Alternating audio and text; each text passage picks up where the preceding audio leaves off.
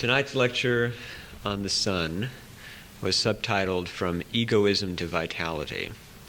And as usual, I tried to capture in those few words the essence of the lecture. So to get right to the point, the main idea here is that many of us have a problem with energy. And the problem is simply that we don't have it. The complaint of being tired all the time is a pretty pervasive one amongst young and old. And I'd like to suggest a few reasons why that's the case and a few ways to help alleviate that situation.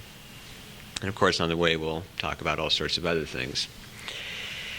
The sun has traditionally been one of the most respected and common symbols in all religions and esoteric traditions. As to exactly what it symbolizes, there's some disagreement. But I think we'll find that behind all the disagreement, there's actually a subtle consistency. The sun, if we think of the one that was up in the sky that we see every day, is so bright that we can't really look at it. That's the first hint about all this. It's something that makes life possible for us.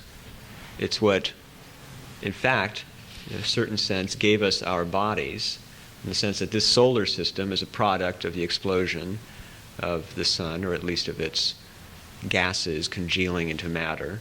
And our bodies, being a product of the earth, can be said to be made from the stuff of the sun. Also, the sun, of course, gives us light. We wouldn't see anything were there no sun. It gives us warmth. It makes the earth a habitable place for us, and all the rest. So we can really say that if there was one thing we wanted to choose as being absolutely indispensable to our solar system, it would be the sun. I mean, you can imagine us wearing some sort of strange spacesuits and floating around for at least a little while without an Earth. But without a sun, absolutely impossible for the solar system to exist. So first of all, it's been called the heart of the solar system. And it's supposed to have a function very similar to the heart in us.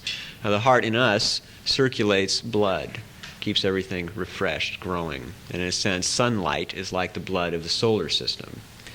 Now, Madame Blavatsky had an interesting idea that physics has recently proven, or I should say astronomy, and that is that the entire solar system is actually within the body of the sun. She insisted on that we were not floating around on the outskirts of the sun, but quite to the contrary, that everything all the way out to Pluto was within the sun. Now, if we consider this from the viewpoint of modern astronomy, it's quite true. The light waves that come out of the sun reach all the way to Pluto and beyond, and they give a special quality to each of the planets. The Earth has the temperature it does because of its specific distance from the sun. The Mercury is hotter because it's closer, Pluto is cooler, that sort of thing. So we can see that in a sense, if we say that the sun includes its atmosphere, includes its rays, then indeed we are within the sun. And that gives us some interesting thoughts about the idea that the solar system is a kind of great body. And the sun is not only the heart of the body, but is also, if you like, the flesh of it, or the part that keeps all the rest together. Now, this little aside of scientific detail is to show us what sorts of ideas the ancients were playing with when they came up with this symbolism of what the sun means. The sun has been understood to represent God, the most obvious. We have sun worship. We have Akhenaten, who declared that the sun, or rather the deity behind the disk of the sun, was the greatest of all deities.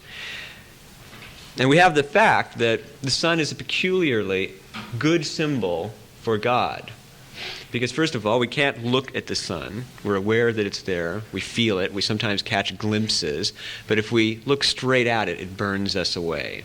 And if you think of the Old Testament, you'll remember Moses, who was told that if he looked directly into the face of God, he would be blasted right out of creation. And in a sense, also, our sight, at least, is blasted by looking at the sun. Now, beyond that, another order of symbolism became apparent as the ancients noticed that the sun moved across the celestial angles during the seasons.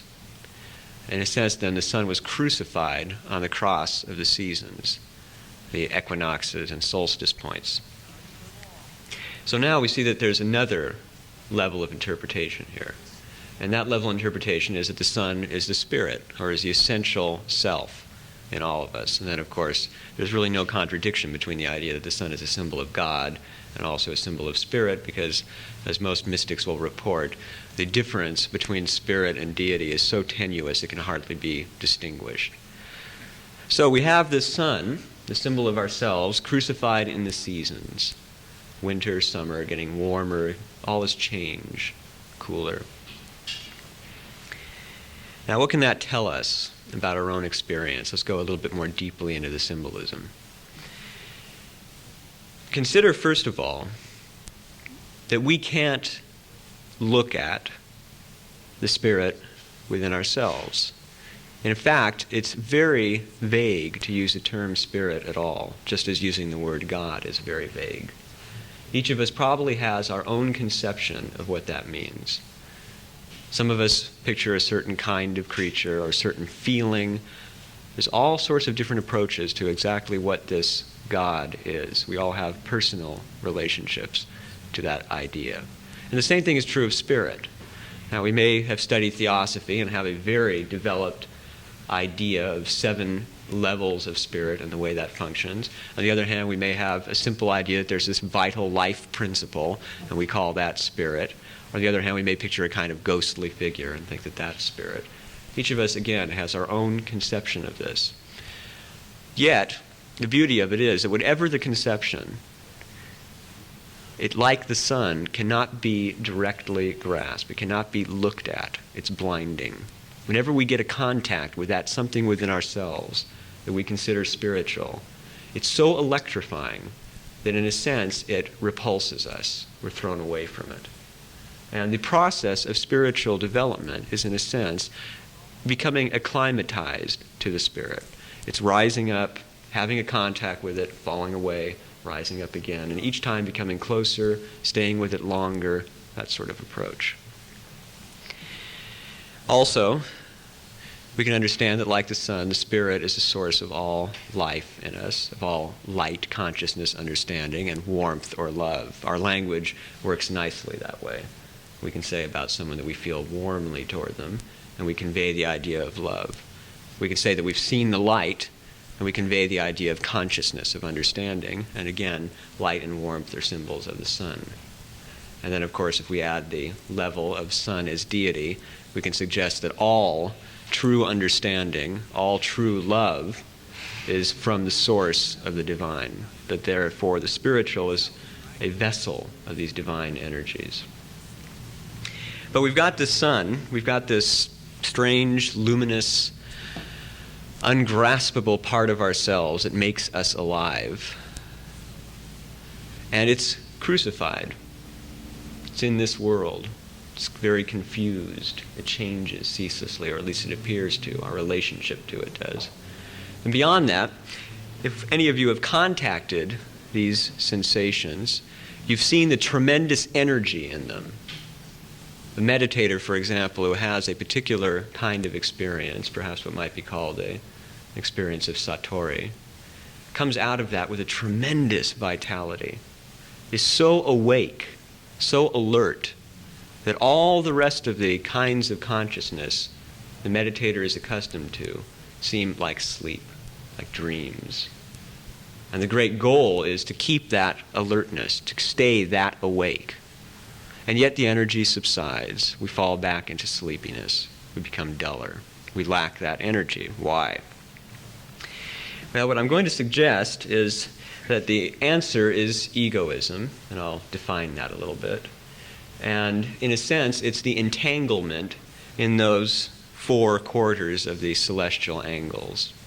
We go into the structure of a horoscope for a minute, as the 4 certainly suggest. What we note is that the 12 houses around the 4 angles represent areas of life. They're a kind of definition of the different styles of approach we can have in life. In other words, one has to do with finances, values, that kind of thing. Another has to do with emotional foundations. Another has to do with career. So these are all different areas we differentiate in our lives. And the sun travels through these and can be said to be crucified therein. In the old mystery systems, the idea was that the Spirit descended, and at each level of descent, which was represented by a planetary sphere, was given a gift. The gift was usually a jewel of some sort. It might be an earring or a necklace. But the terrible thing about the gift was that it was awfully heavy. And as soon as you put it on, you sank down another level. Then you put on the gift from that level, and you sank down again. Now, these gifts, these jewels, were faculties. So, for example, you might get from Jupiter the ability to expand, to attract to yourself things that will help you unfold your potential. You might get from Venus appreciation for beauty and harmony, the ability to harmonize a situation. Now, those seem like wonderful gifts, but when you consider the fact that what they're meant to deal with is a material world, you get an idea of this process of incarnation. At death, the mysteries tell us, the soul rose and returned each of these jewels. So, here we are, the sun, this strange luminous self, adrift in these 12 houses on these 4 angles, this material world. And the question is, where do we focus? Now, most of us are taught to focus on those houses, on those areas of life. And perhaps looking at our charts, we can see what particular area we're most sensitive to, that kind of thing, but I won't go into that here. The idea is basically this, that there is the world, and there is this internal world. Both of them give us the impression of being infinite, in the sense that we can't know everything about them. So for us, at least, for our understanding, they are not finite. And yet they are somehow different.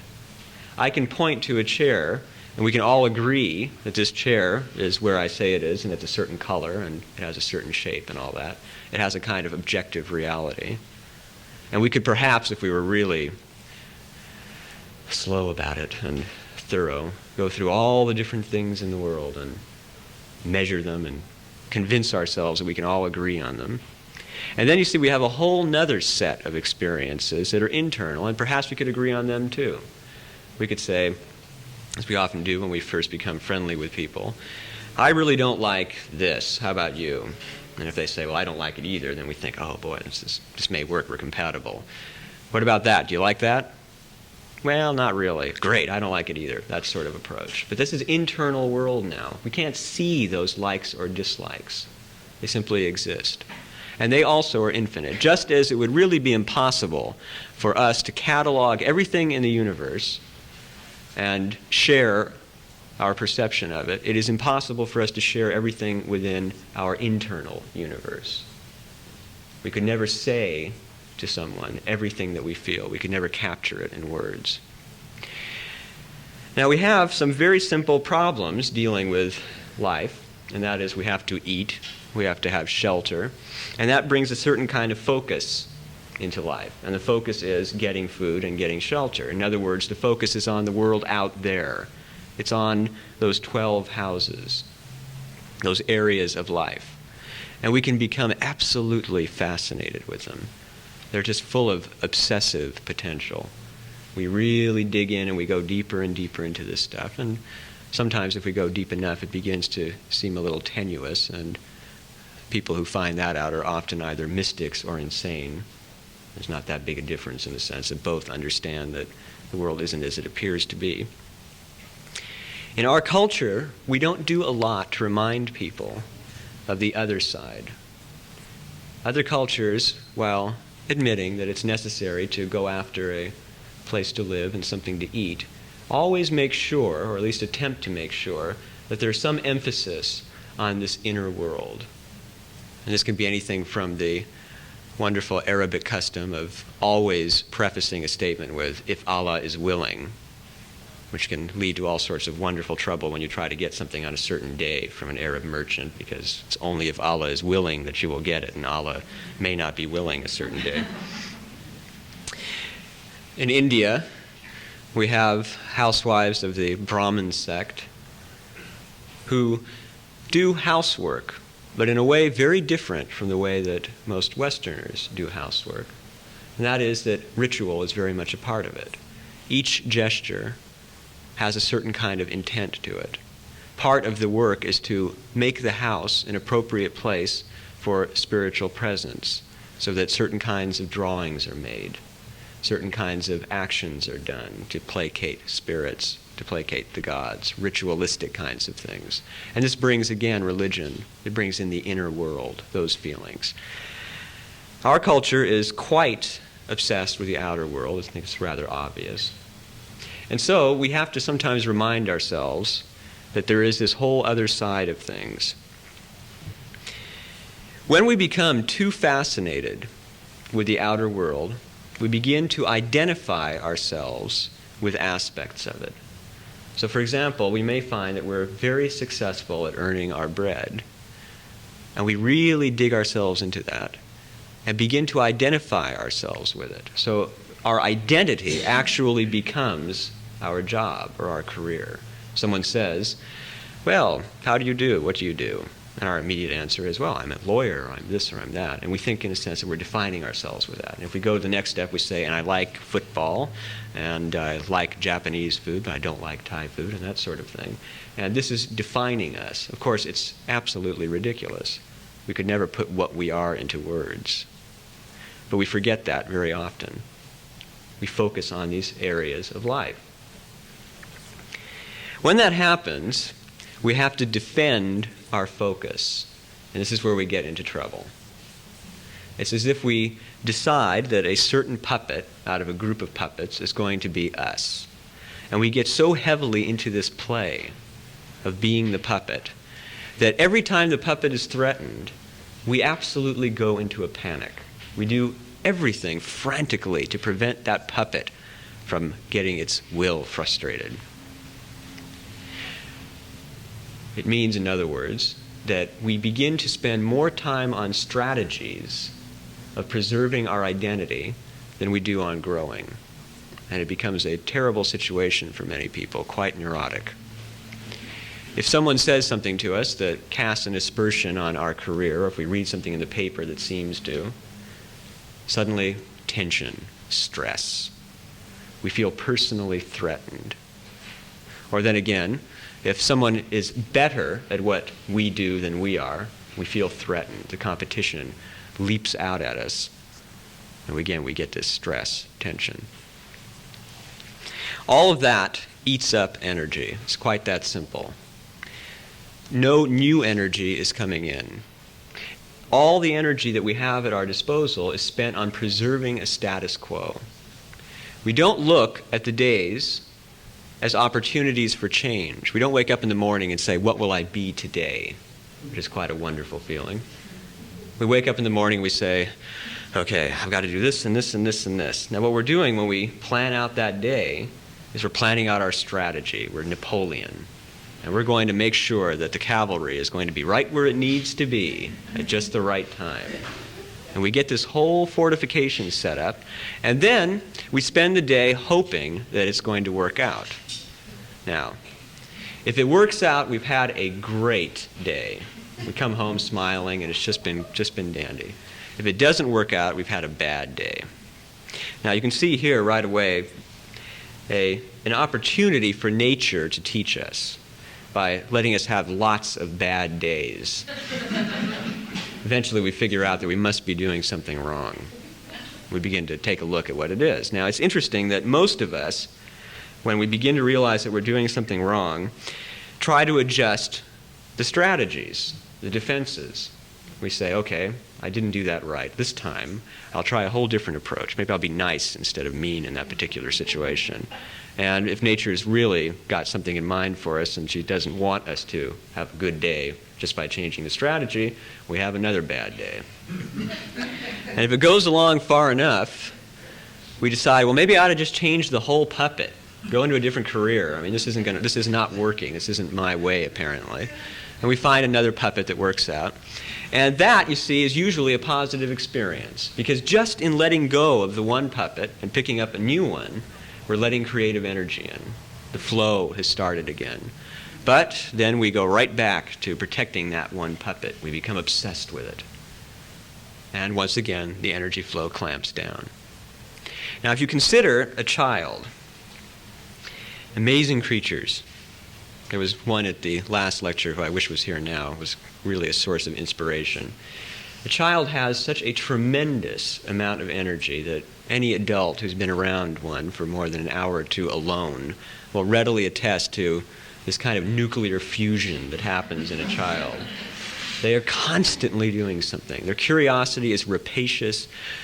They have this tremendous ability to just throw out all sorts of energy, and then they just conk down, sleep a little while, and start up all over again. Now, adults somehow figure that this must be metabolism. That no, it's just the kids are just growing, and they've got all that energy and that sort of thing. I'm way past that stage. But I'd suggest to you that that's not the case at all. That it has a lot more to do with psychology, with mentality, than it does with physiology. It's not that the body has changed all that much. It's that the mind has changed a great deal. For example, the average child can find a tremendous source of inspiration in a little plot of dirt. I can remember myself spending hours by the curb staring at these little things swirling in the gutter water. It was just one of the most wonderful experiences I'd ever had. Now, these days, most of us don't have time to sit around stirring in the gutter water, and that's the whole point. Actually, we do have the time, you see, but we think it's just a waste of time. Now, if you really think about that gutter water, it's pretty fascinating stuff. I mean, the kind of designs and swirls and little things you're going to see. And where do those things come from? That's an interesting thought, too. And the various colors and the ceaseless flow of it are fascinating. And it might do us a great deal of good, actually, to spend some time staring at them. You see, natural patterns are moving there, and they constantly teach us. But we get this kind of obsession with these houses, these areas of life, and so we just don't have time for that. We've got to eat, we've got to get a place to live, that sort of thing. But the child, with that tremendous curiosity, is constantly growing.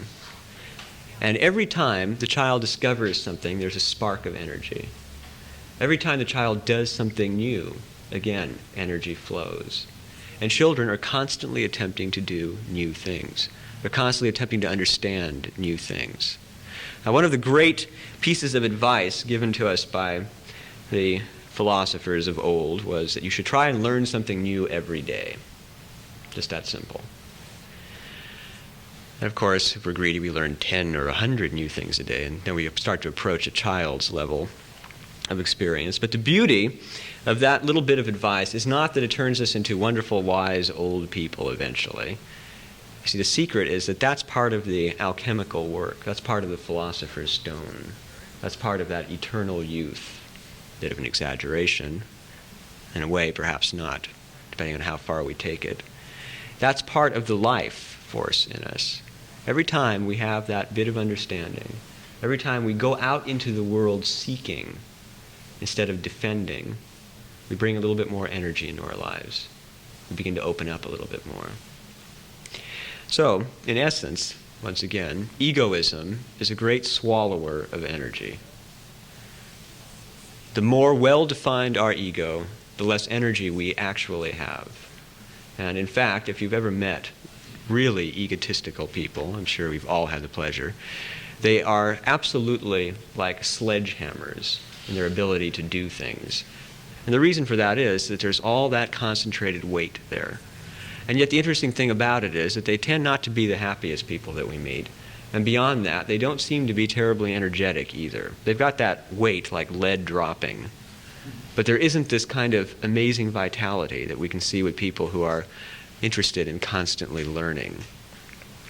One of the greatest virtues of all the esoteric traditions is the way that they unleash energy in our lives. And the way that they do that is by emphasizing selflessness.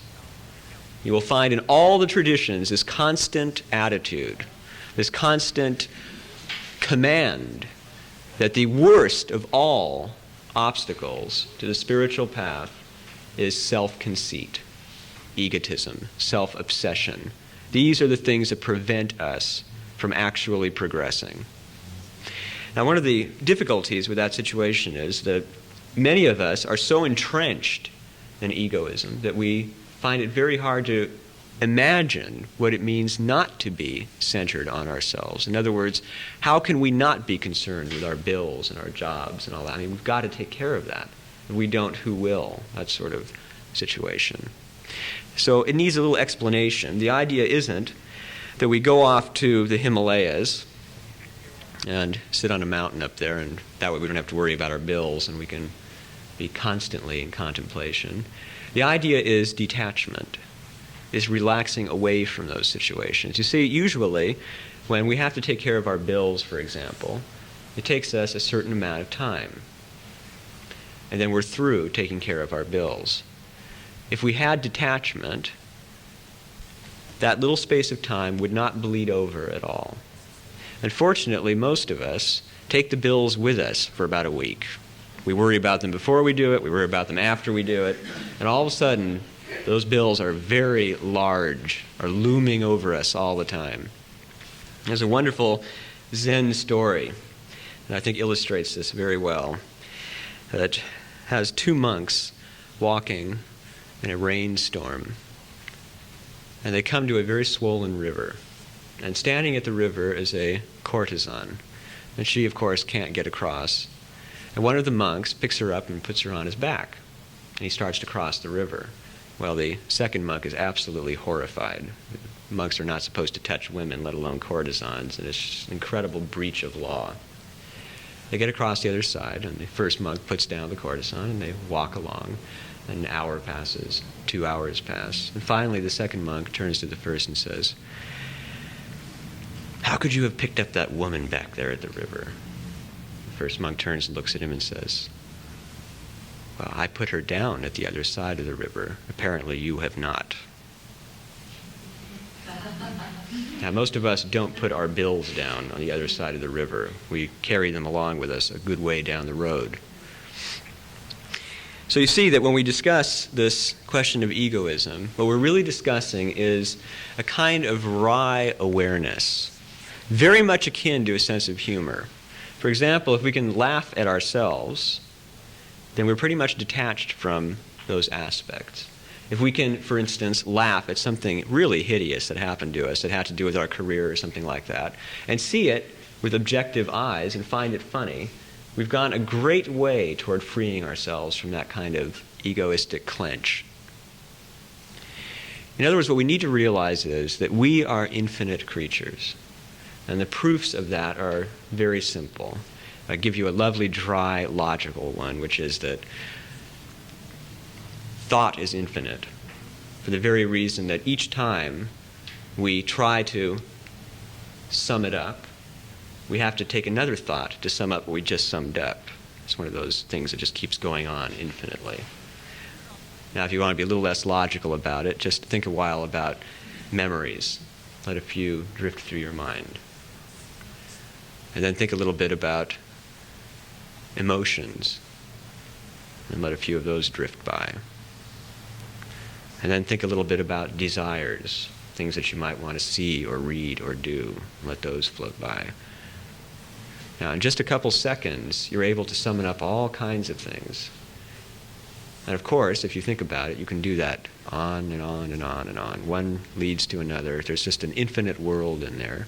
And that's just the world of your associations. Beyond that, there's this consciousness. And that consciousness is infinite for the simple reason that it can't even be described. It's just there. It's completely ungraspable. Can't be defined at all. So we have this infinity within ourselves that makes all the little things that happen to us pretty ridiculous.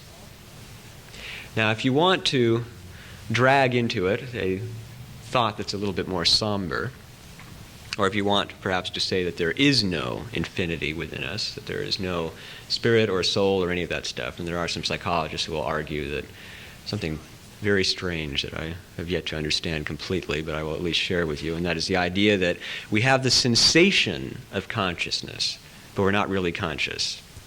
That's splitting hairs a bit, I think. But if you want to argue that, you can at least say this, that if there is no continuance after death, and we all know that we're going to die, then there's simply going to be an ending. Now, in terms of that ending, getting real worked up over some little thing that happens to us, like bills, is a tremendous waste of precious time. Absolutely unnecessary.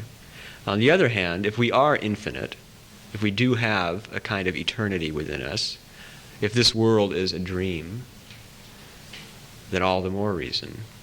We are like gods who become so fascinated with some small aspect of their creation that we forget our creation. Or it's like we're in a nightmare and we need to wake up from it and realize it's just a dream. And indeed, it is just a dream. Once again, there's another story that suggests itself. Wonderful Hindu story. Actually, there's two of them, and I'm trying to decide which one will be best to share at this moment, because they both mean the same thing, but one's more colorful than the other. I think I'll choose the colorful one.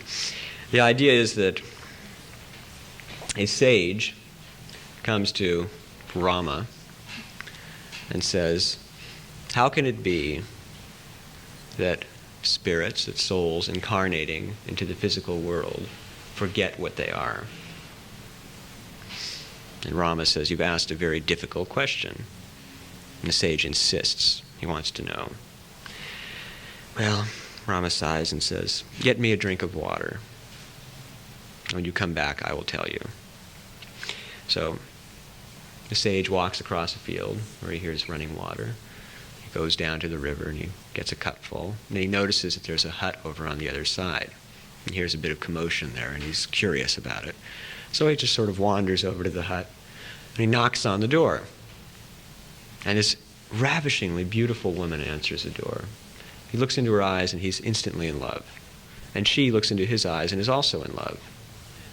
He comes in and he speaks to her family for a few moments, and they all treat him as though he were a long-lost son. They're just so happy to have him there. And immediately her father arranges the marriage between them. And suddenly he finds himself a very important chieftain in the village. Now he's got herds. He's always arbitrating arguments. He's giving advice to people. Eventually his father-in-law dies and he becomes actual chief of the area. He's got children. He's just fabulously happy. In the midst of all this, a monsoon breaks. The monsoon floods the river and sweeps away all the buildings and all the herds. And the sage grasps his wife in one arm and his two children in the other and tries to scramble to some safe land. His heart's beating a mile a minute. He's filled with terror at what's about to happen. And sure enough, he slips. He lets go his wife, he lets go his children, and he watches them drown. And he simply clings to the rock, shivering. And then all of a sudden, he's standing in front of Rama. And Rama says, where's my glass of water? All a dream, but a very real dream. Now, if we can keep that in mind and use our own dreams as an example, the nights when we've woken up in a cold sweat because danger was so real to us, or then again, we've woken up and the dream was so beautiful and luminous that waking up from it was a terrible experience. It was, oh God, no, I don't want to have to go to work after that, something like that. That always happens. We begin to see this possibility, this fascination. We begin to understand why the Hindus said so often that this world is a dream we have to wake up from. Now, I mentioned something last week that I'll mention again because it's applicable again, and that is the idea of lucid dreaming. Lucid dreaming is a phenomenon that's very popular in modern psychology, and in brief, I'll try and keep it as short but cohesive as I can, it's the experience of waking up in your dream and realizing that you're dreaming, and what that confers is the ability to change your dream. At that point, you can say, boy, I can do anything I want here. I can fly, I can punch this person in the nose, and anything I feel like doing is possible. You go ahead and do it. Now, I'd like to suggest to you that that's precisely what an enlightened person is. They're a dreamer who woke up in this dream. And they do just that, anything they want to, pretty much. Now, the beauty of the situation and what basically protects us is the fact that most people don't wake up without a tremendous refining process having gone on. So by the time they do wake up and they can do whatever they want, they're fairly controlled about what they choose to do. Interestingly enough, though, a lot of these Zen Roshis, a lot of these great Sufi teachers, had a very wry kind of sense of humor, had a very strange way of shocking people. In a very interesting book that I highly recommend called The Human Cycle by a man named Colin Turnbull, the author records an experience that he had way up in either India or Tibet. He went clambering up there in his middle age to meet a real guru. He wanted to meet one of these meditation masters who were up there for years and years. And he found a Hindu man there with a long beard, long hair. And this man had a young disciple with him. And the author, who I might add is an anthropologist, a scientist, and who was pretty much changed by a lot of this from fairly materialistic views to a simple sense of, I don't know, but there's something out there, discovered that he would see the guru's disciple coming toward him with a jug of water. And then he would turn away for a second and look back, and then there would be the guru, who had been way across the room, standing there and pouring the water for him and smiling with this wry little smile. Now, who can tell why that happened? Consciousness is so elastic, it's quite possible that the author was in a kind of slow, fascinated state of mind, and the guru was able to move quickly enough that that movement wasn't seen. There's all sorts of different time scales in the way we sense the world. And there have been times when perhaps you have done something like that, where you've stood up and done something and come back, and the person sitting across from you, who maybe was tired or something, said, I didn't see you do that. When did you do that? That sort of thing. But you knew you'd gotten up and done it. That happens. Now, if you could do that consciously and surprise people with it, you might have a sense of humor very much like a Zen Roshi or like this guru.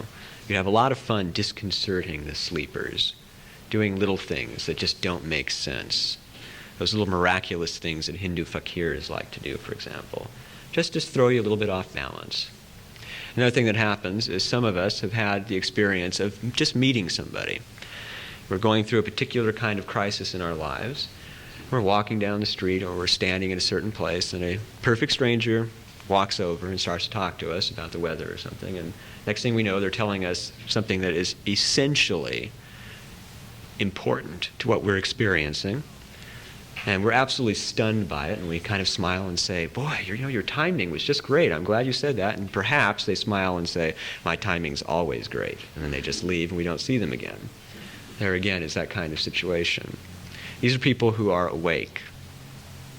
And because they're awake, they can do pretty much what they like to do. Now, I'd like to point out that this process of getting awake isn't as simple as waking up in our dreams, or from our dreams, I should say. It's not a sudden thing that just happens and there we are awake. It's kind of an up and down sort of thing. In Zen, in some lesser known, less popular passages of the sutras, things are said like, one thought is enlightenment, the next thought is samsara. So you see, you can have these moments of being perfectly awake and lucid, and then you can slowly fade back down into the samsara. But at least you know you were there. You now have a goal. And that's the great mystical experiences that St. John of the Cross and others have spoken of, those moments of great lucidity when all of a sudden the world makes sense. Now, what sorts of things happen when we wake up that way? The first thing that happens is very interesting, and it can be done actually at any time in our development, and is, I think, perhaps the real purpose behind all the symbolism and all the mysteries and all the mythological systems, and that is to teach us to interpret our lives. If you interpret your dreams, or if you're fairly good at interpreting alchemical symbology or any form of religious and philosophical symbology, you might try applying it to your life. It's a tremendous experience when you suddenly realize that people, places, events, just like in dreams, are filled with meaning for you. You may have a sense of uneasiness about something, and you're not quite sure what it is.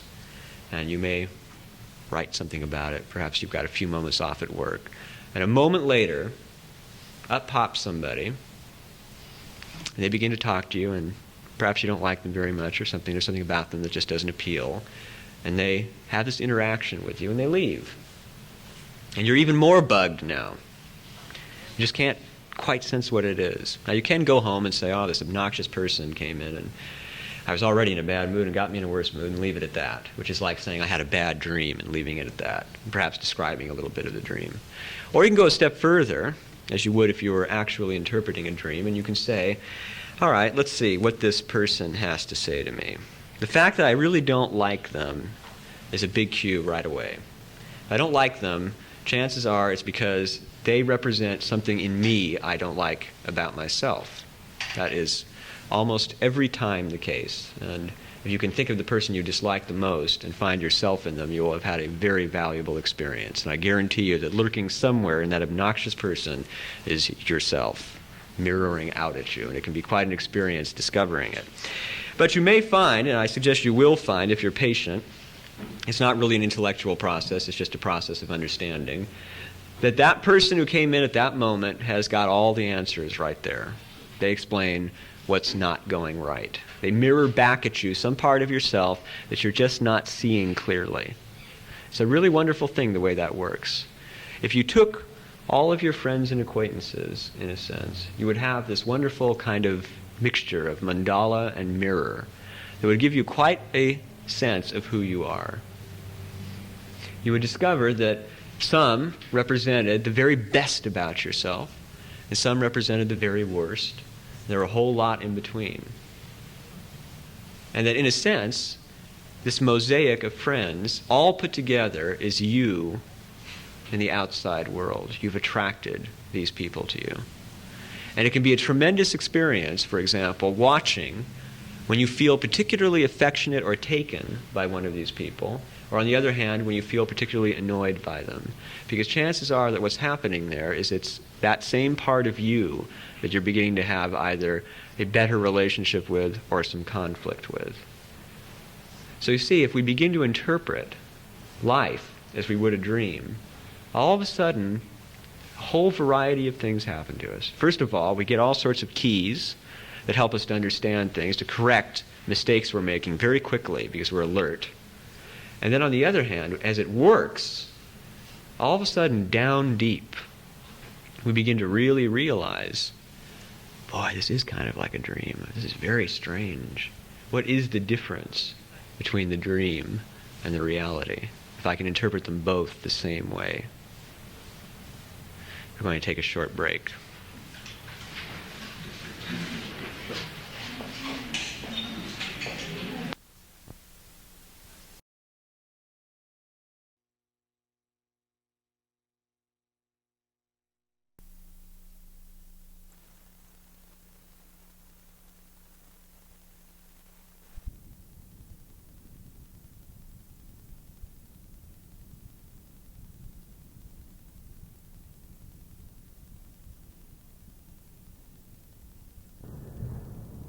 Well, we were discussing the way that egoism swallows up our energy, and the way that, at least one of the techniques available to us for freeing ourselves from egoism is this interpretation of our life, of our experience, the people we meet, as if we were in a dream.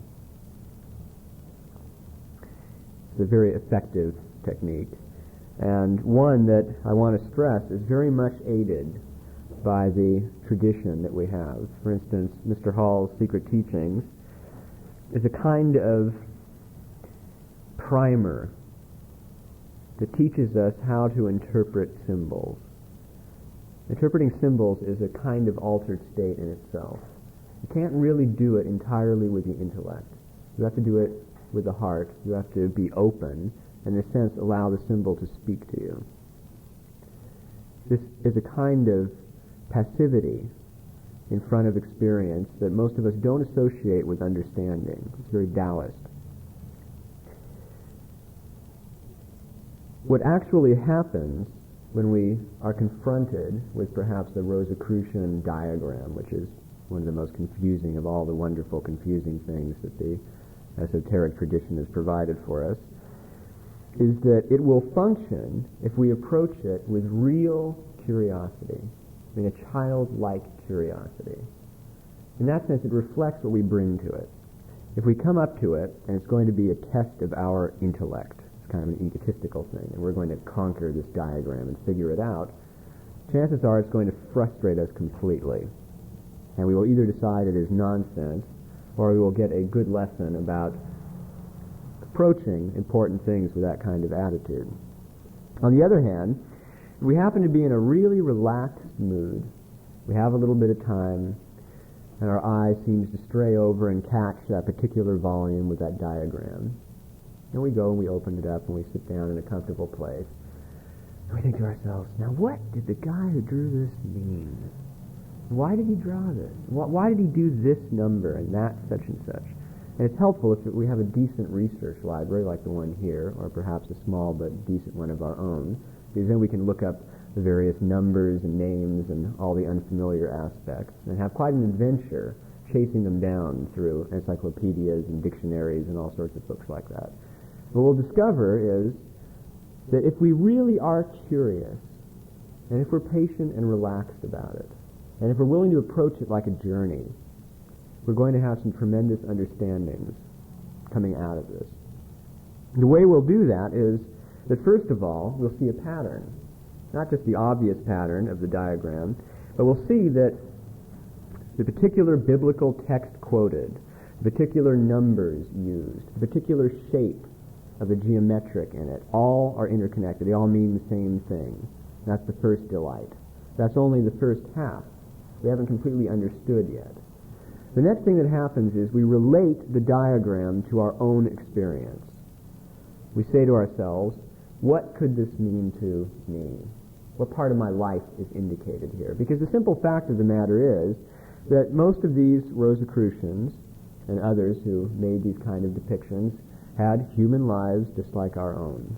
They may have been somewhere else in a different time. They may not have had automobiles and Learjets to contend with, but they had the same basic human problems, the same basic human experiences, and that's what they were writing about. Not the superficial things that change from era to era, but the very essentially human, deep inner things. That's what they were attempting to unfold with all of and diagrams. So when we begin to understand the symbolism, in other words, when we learn their language,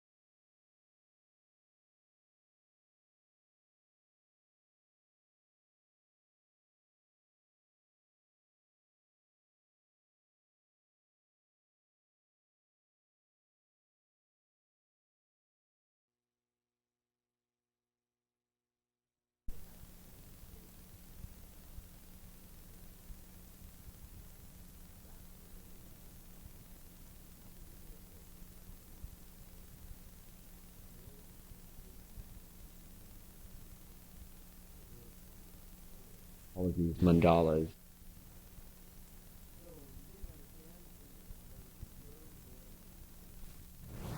So we can see what they were trying to say.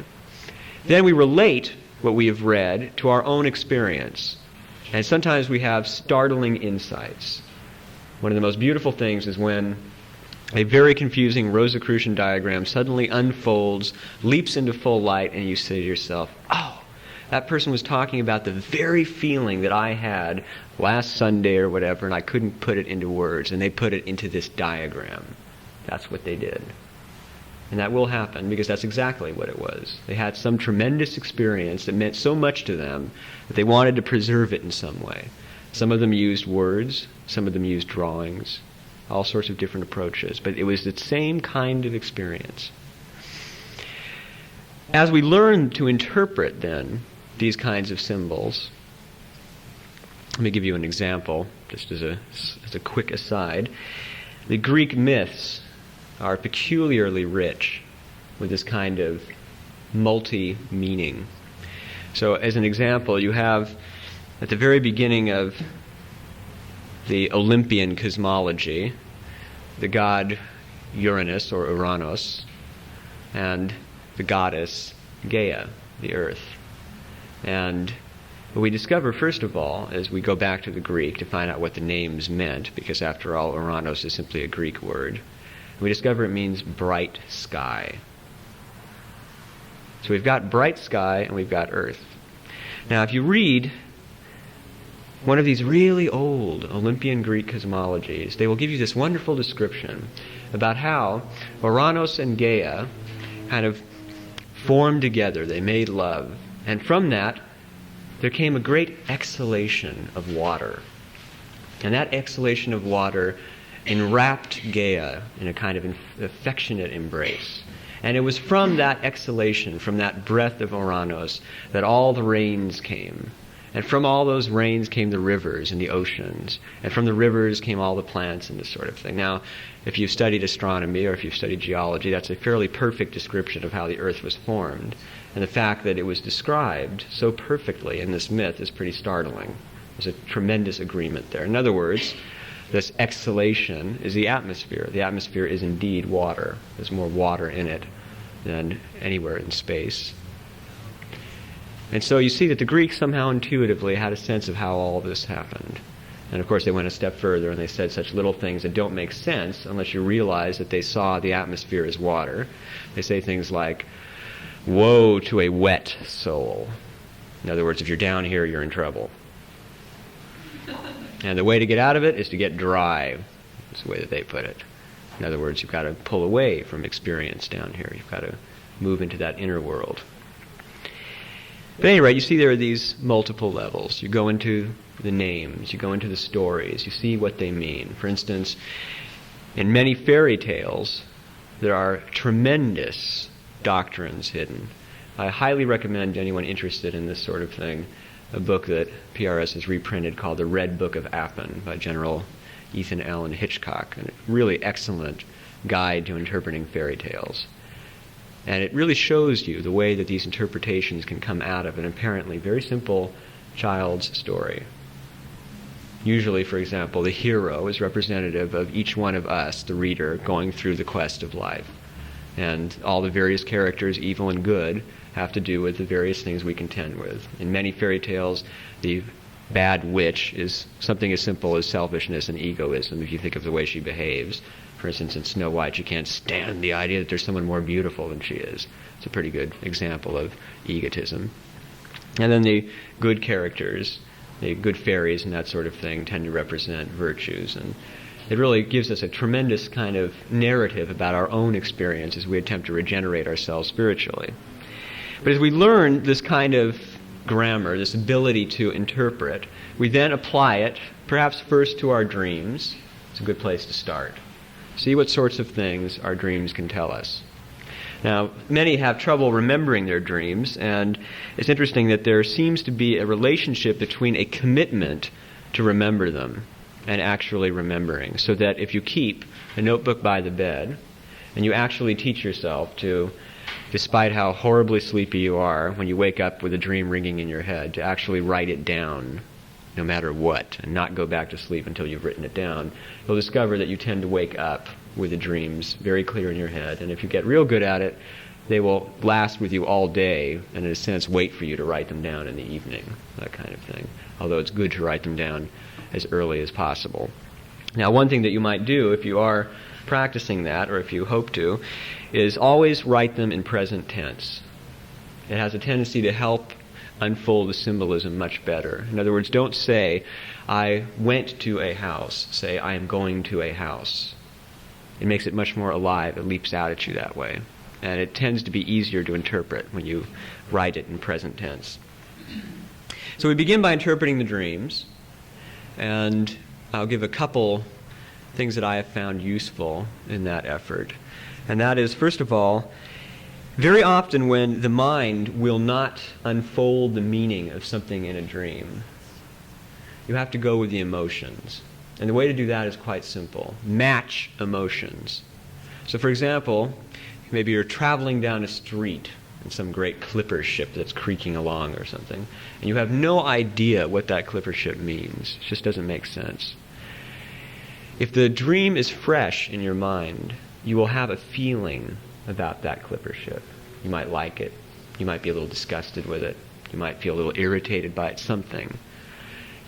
Center on that feeling, get a good sense of it, and then think of the day ahead of you and think of the day that just passed. And then if you have to, go back another day until you feel something about which you feel that way. And very often you will discover that the emotions will suddenly match, and you'll discover that that creaking ship actually represents your job, that sort of thing. In other words, the feeling you have toward your job is just like the feeling you had in the dream toward the creaking ship. It's a kind of internal association that can happen in dreams. It's helpful for understanding them. The other aspect that's very useful is not to fixate on meaning. It has this particular problem has its various levels. For the metaphysical neophyte, which most of us have already been through that stage and look back on it with less than a misty-eyed feeling. It's not one of the more fun ones to go through. At that point, we're constantly being initiated in all our dreams, and every single character and every color is representative of some Mahatma who has graced us with personal teachings, and we tend to interpret everything with the most wonderful, blazing, naive egoism imaginable, and never consider that that's the case. However,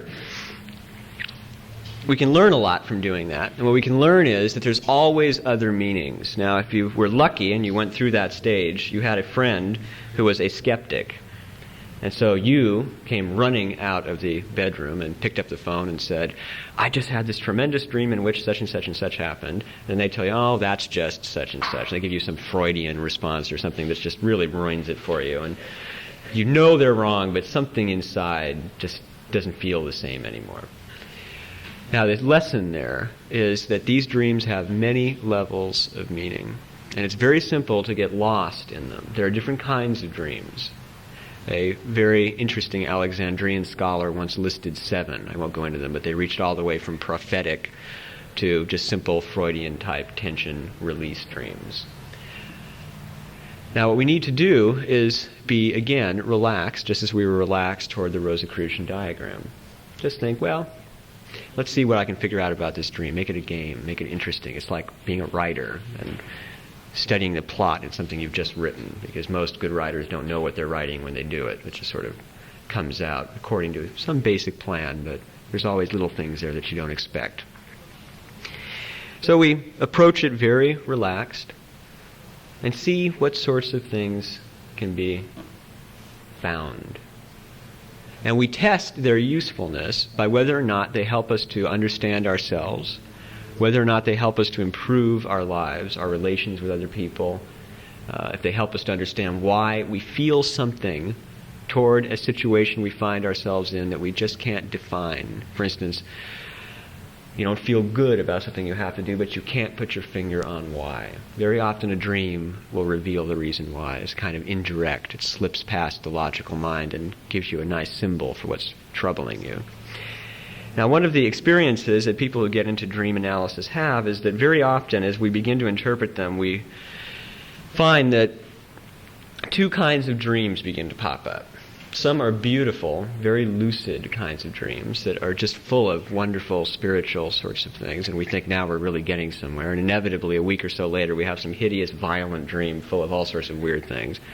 And we have to learn to accept that we go up and down, and that these kinds of experiences, the negative ones, are just as useful, just as full of meaning, sometimes more so, more useful than the really pleasant ones. In other words, that the quality of our dreams is not an indication of our spiritual development. That's a little too abstract for us to be concerned with. The main thing is simply to be relaxed toward them and to gain an understanding of them. Now, when you've had a few good successes with that, when you've figured out a few things, it doesn't take a whole lot, then, providing you've been timid enough to wait all this time, you can begin to apply that also to simple experiences in life. Now, needless to say, that could be done without doing the dreams and without doing the Rosicrucian diagrams. But the reason I took all that time in describing those two approaches is that it helps to have a well-exercised faculty so that you can be fairly sure that you're not misreading the situation. The Rosicrucian diagrams, for example, will pretty much tell you if you get it or not. And it's good to know that you've gotten it. For instance, something that will happen to you now and again is you will think you've got the interpretation, and then a day or so later you'll pick up another book and find that some other author mentions this diagram in passing and indeed has discovered the same thing in it that you did. So you feel like, I've been vindicated. It was really there. That's a good kind of thing to happen, because it is possible that with all the lovely kinds of projections and repressions and blindnesses we're capable of, we sometimes just don't see what's actually happening in an event in our life, and that makes it very difficult to interpret. So we need then to have a kind of sensitivity toward the meaning that life has. Now, if you consider for a moment, you'll realize that there's a sort of orientation toward life happening there. That is, that we're assuming that life does have meaning.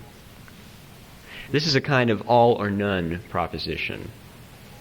Many of us think, well, some things in life have meaning and the rest of it is nonsense. That's all there is to it. If you really think about it, if life has meaning, it has meaning all the way through. That means that every little thing that happens for a reason and has meaning to it. Now, so many of the great sages, the really tremendous ones, left no written word. And so many of them had no books.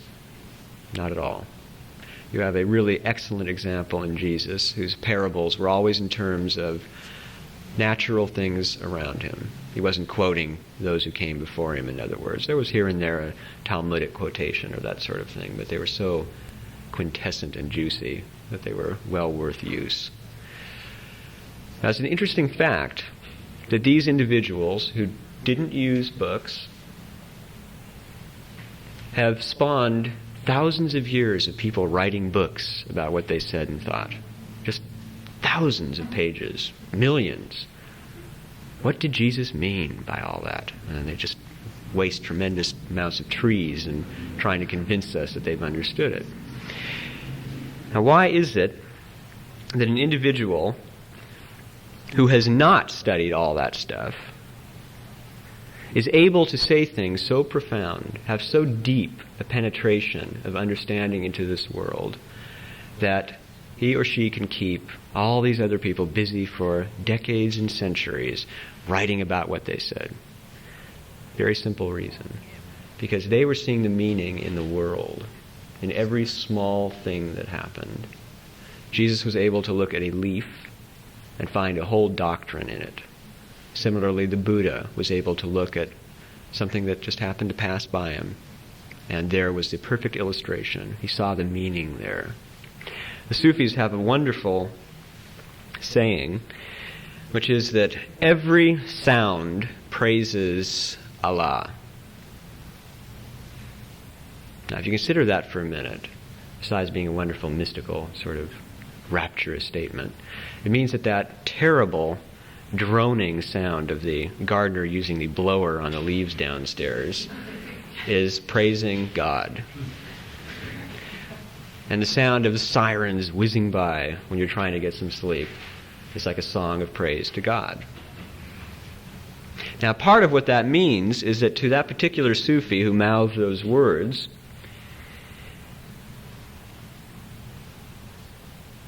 he could hear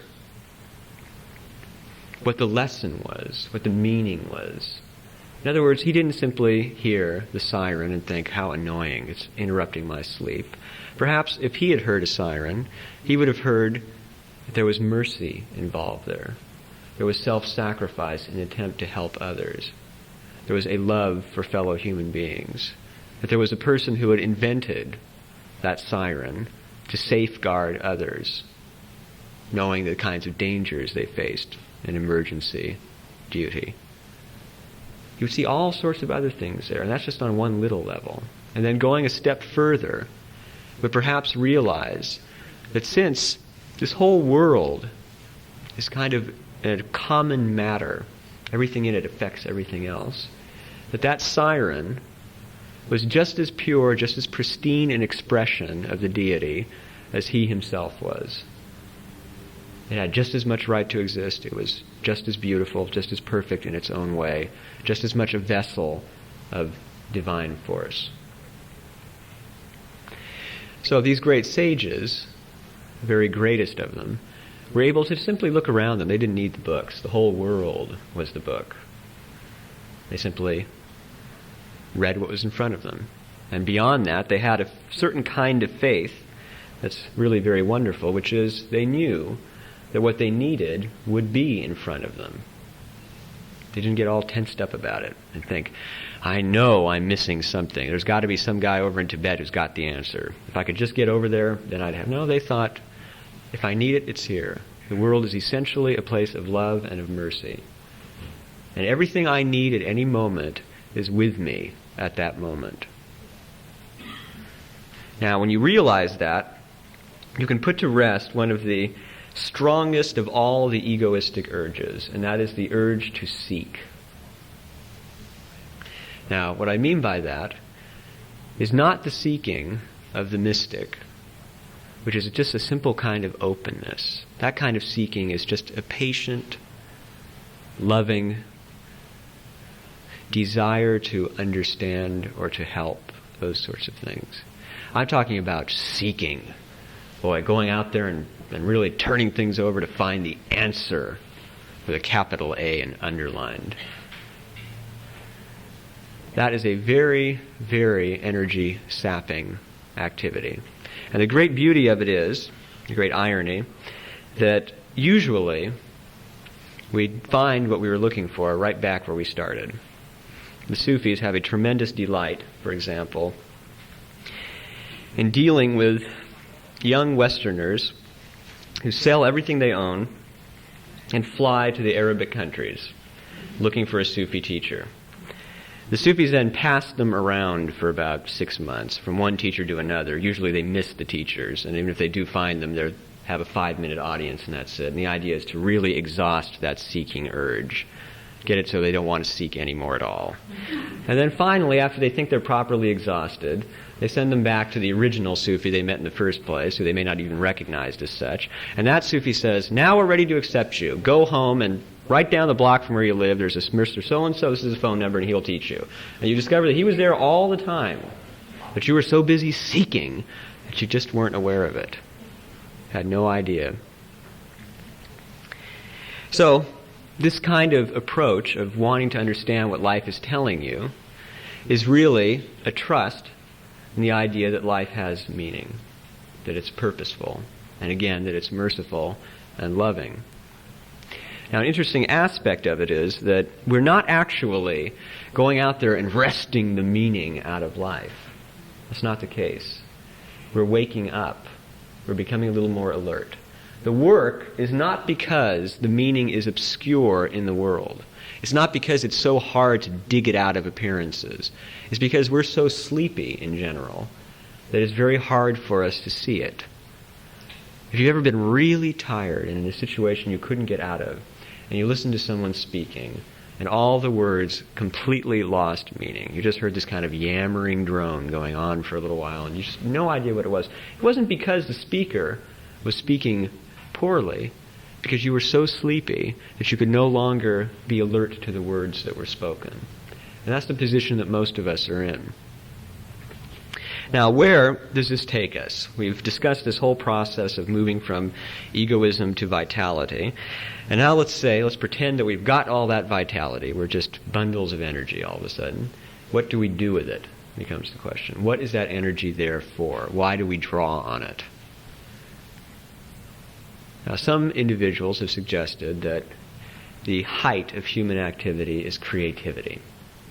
You get at someone like Rodin, the great sculptor, who creates hundreds and hundreds of works of art, or Picasso, and they just think that this is kind of the ultimate human activity, creation of these artistic objects. Now, the interesting thing about that is that in deciding what the proper use of this energy is, we have a kind of internal dictionary. That is, we can look up the reactions that we have to the various things that we do. And we don't even need to have all that vitality to do this. What we really need to do is open up the book of our lives and look at the various genre of activities that we've been involved in. And then say to ourselves, now, which ones set up that really marvelous glow, that sense of rightness, of goodness, that sense of light.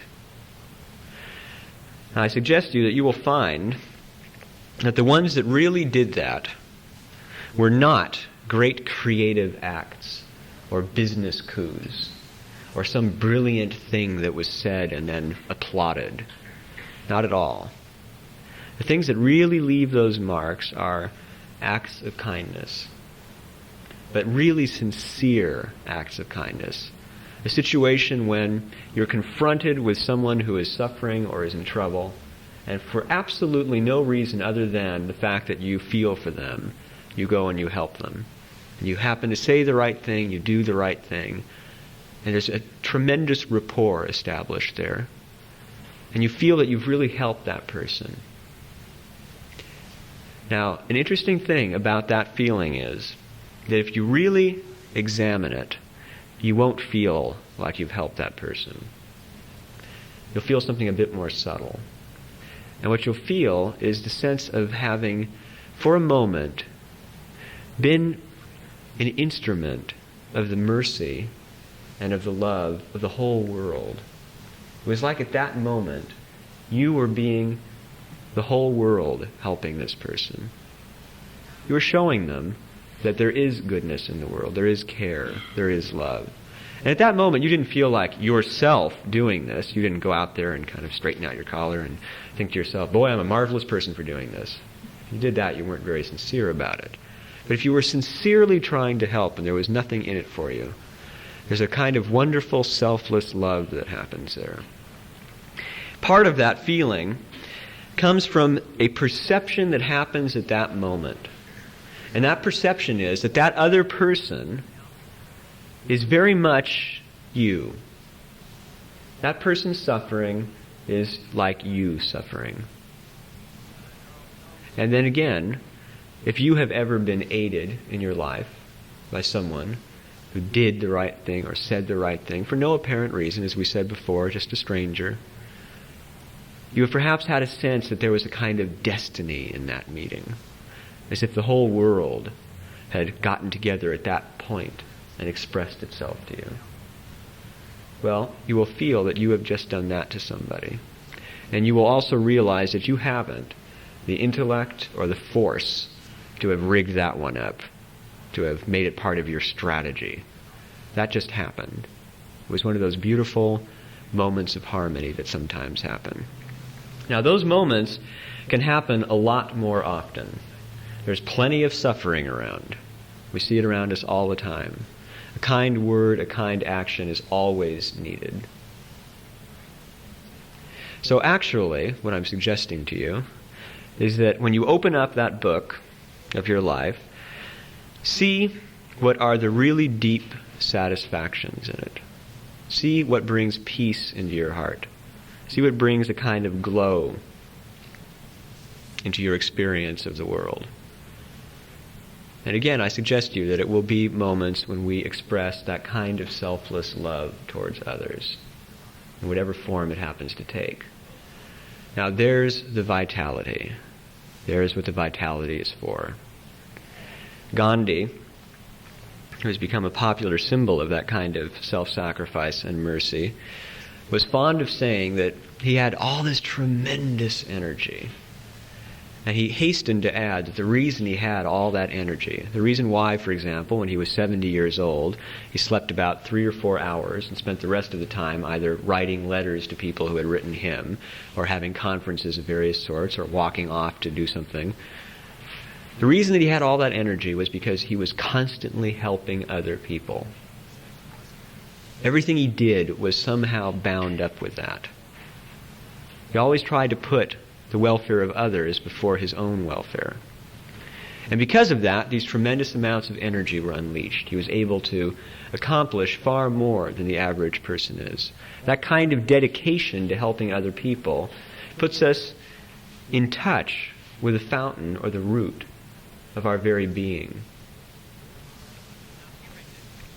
One of the greatest tragedies of our culture is that the idea of love has been very much confused and in some sense lost by many. It's interesting that some scholars today are arguing that there was no such thing as love until the medieval period. Love was a concept that the troubadours dreamt up. That sort of thing. And then since then we've all sort of just adjusted because it sounded like a good idea. Now I suggest that that's a bit short-sighted and that something more interesting was happening, and that was that the word love was not so well defined before the troubadour period. In other words, that there was a kind of holiness about those feelings, about those kinds of associations with life. For example, in the New Testament, there are two words for love. There is eros, which has to do with physical love, and there is agape, which is the kind of love that we're talking about. It's that kind of selfless, if you like, cosmic love. In other words, the ancients were a bit more subtle about that approach. We have romantic love, which is a combination of the two. And it's a bit of a shame that in some sense our ideal sense of love, romantic love for many of us, is a confusion of two forms. It's very helpful to have access to these two ideas, eros and agape. And you can realize that the best kinds of romantic love are a combination of them. But then on the other hand, that there is such a thing as pure agape, this pure kind of selfless love that embraces everything. So many these days are lonely, complain about the kind of social structure that we have in our society that makes isolation very common, makes it very difficult to meet people, makes it very difficult to find any kind of lasting relations with others. In other words, there's a tremendous alienation from love. And one of the great problems connected with that is the perception that the love is out there somehow. In other words, I can't experience love because I can't meet somebody to experience it with. It's just that simple. I mean, who am I supposed to love? I haven't met the right person. It's very much this kind of perception. Now, the Sufis have a wonderful old saying, another one. They're just full of wonderful old sayings, actually. And this one is that if you wish to have someone help you with your burden, you will find very few. But if you wish to help someone with their burden, you will find very many. And of course, what you will find is very many friends. So you see, if you're willing to simply love, it doesn't have to be a specific person. The person doesn't have to be perfect. It doesn't have to be a physical love. But in other words, if you're willing simply to reach out and help where you can, and to accept whatever returns from that, not as a reward, but simply as event, simply as something that happens. In other words, if your act of kindness or love is greeted with a roar of disdain, that's all right. The person who roared is in pain. Perhaps they require another act of kindness. The idea then is that it's not that we have to reach out somewhere in the world and find love. It's that we simply have to contact it again within ourselves. Let that wake up in us. And then express it. Now, one of the reasons that we find that so difficult to do is, again, we go back, egoism. The ego is very easily hurt. And the idea of kind of opening up our arms and walking out into the world and just hugging everybody is not a very good idea to the ego. Because if someone happens to reject that gesture, it stings. We don't like that. It's a rejection of us. Now, if we can focus away from that and realize that we're channeling, that it's not we who are loving this person and they've rejected that, how awful of them, rather that it's simply that we're expressing a very natural sense of love that is within all of us and tends to be perverted or dormant. then that person is not rejecting us.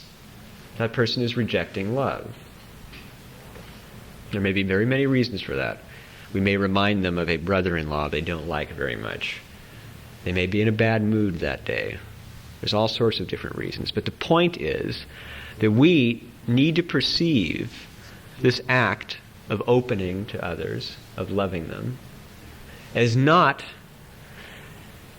a personal gesture, but as a very simple, natural kind of flow or expression of what's within ourselves, of the essential nature of the world. Now, you know, in Christianity, there's that wonderful statement, God is love.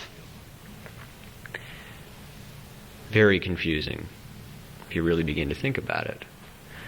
Now, you can turn it around and make some interesting perceptions, and that is, you can say, love is God. Now, that could be kind of rotten. We could be worshiping a certain kind of experience. Then again, on the other hand, it might mean that all experiences of love are divine experiences. That's a very interesting possibility. In other words, when we love, God loves through us. Now, when you consider the fact that true expressions of love tend to be selfless. Now, as a brief example, our culture has a fascination with sexuality. Perhaps the reason for that is that for many people, that is the only way that selflessness is gained. In the expression of physical sexuality, they find a few moments away from the ego. They find a kind of ecstasy there that frees them for a moment. And they make that a kind of religion, a kind of fetish or fascination, because they don't realize that there are other ways to have that same feeling. Now, if we are aware of the fact that even in its most physical manifestation, love has this kind of moment of selflessness to it, we can move on and consider, once again, those acts of kindness and realize that there was that moment of selflessness in them too. And we can go on even a step further. If we've ever had a sense of what Buck called cosmic consciousness, this great affection for the whole cosmos. I mean, just all of a sudden you say to yourself, boy, this is a great world, that feeling. If we've had that, there's selflessness there too. And we suddenly discover that all these love experiences are selfless, they are egoless. They're divine, perhaps. Now, this immediately gives us an interesting measure. It helps us to understand when we're actually loving and when we think we're loving. If we're really present in all this loving, there's none of that selflessness. And it's a pretty good bet that there's something else going on there. There can be very strong feelings, but they're not that purity of love. They're perhaps a more material form of it, less pure. But when there's that tremendous feeling of selflessness, we've really begun to contact something. So what we need to do then is to take a lesson from the sun, which is, after all, what we're talking about, even though it seems like we've gotten an awful way from there. The sun shines down, as we've heard so many times, on the sinner and on the saint. It offers its warmth to everyone. It offers its light to everyone. Now, if you happen to walk out of the house one day and you're sick of living in California and you say, God, I wish it would rain just once. I'm so sick of this sun. It's always sunny out here. The sun doesn't suddenly blink out and say, well, that's it. I'm not appreciated. I mean, why the hell should I give you any sunlight? You know, that sort of thing. That doesn't happen. The sun continues to shine. Very patiently, very steadily. In fact, it's going to most likely outlast all of us, no matter how much we complain about it. It's this continuous warmth, this continuous light. Now, there is an example for all of us. If we can begin to have that kind of constancy, if we can be able to continually give light, give understanding, insight, give warmth, love, kindness, affection, irregardless of those who accept it or reject it. In other words, we're not loving specific objects. And we're not happy when a specific person responds or doesn't. We are simply loving. We are simply putting out, simply giving that energy of love. And once again, as I hinted at, just as the sun gives warmth and light, the purest manifestations of love that we can give are a kind of warmth and light. The kind of warmth that we give is maybe best described as a sense of, it's all right. I care. You're all right. That sense. And the kind of light we can give is understanding. We can help a person to see something that they missed, something that perhaps has been causing them suffering. We can illuminate aspects of their lives. And one of the best ways to do that, just as the sun does it, is by example. Not actually going out and saying, well, I'll tell you what's wrong with you. I can see it clearly. That's not usually a good approach. What we do instead is we simply be the sun. We simply continue to glow. We simply act in certain ways, patiently, kindly, intelligently, with this kind of warmth. And we allow that example to occur to whoever happens to notice it. We don't worry about who does and who doesn't. We simply are that way. And our entire life then becomes a tremendous parable, tremendous symbol. And then perhaps if we're really lucky and we're remembered, unfortunate philosophers of the future will waste, again, all sorts of paper trying to figure out exactly what we meant when we did a certain thing. When actually all we were doing was being loving, being kind, giving light and warmth, specific to the situation that we found ourselves in. All those doctrines essentially come down to that one little point. All the Buddhism talks about compassion. All the Taoism just talks about the wonderful flow, the beautiful flow. Platonism talks about the one, the good, the true, the beautiful. Talks about how the lover advances from a love of the particular to love of all. And of course, Christianity is based almost entirely on the idea of love, as is Sufism. So all these various traditions, when we get past all the Rosicrucian diagrams and all that stuff, come down to this very simple perception, this idea of trust, this idea of love, of radiating that kind of goodness to people. So the simplest thing I can leave you with at the end of this lecture, and it's terribly appropriate, is if you can bring yourself to remember when you happen to catch a glimpse of the sun, that idea that the sun is just up there, ceaselessly shedding its warmth and its light, absolutely blissfully unaware of whether you like it or not, but doing what's good for you. You may not know it, but it is. Just being up there. And if you can take an example from that, then you have just discovered the most powerful, perhaps the greatest guru that any of us can find in this life. It's always up there. We see it every single day. In fact, it's what makes life possible for us. And it can teach us everything that we need to know if we're simply content, patient, and willing to follow its example. So we give light, and we give warmth, and we give it without reservations. And that is vitality. Thank you.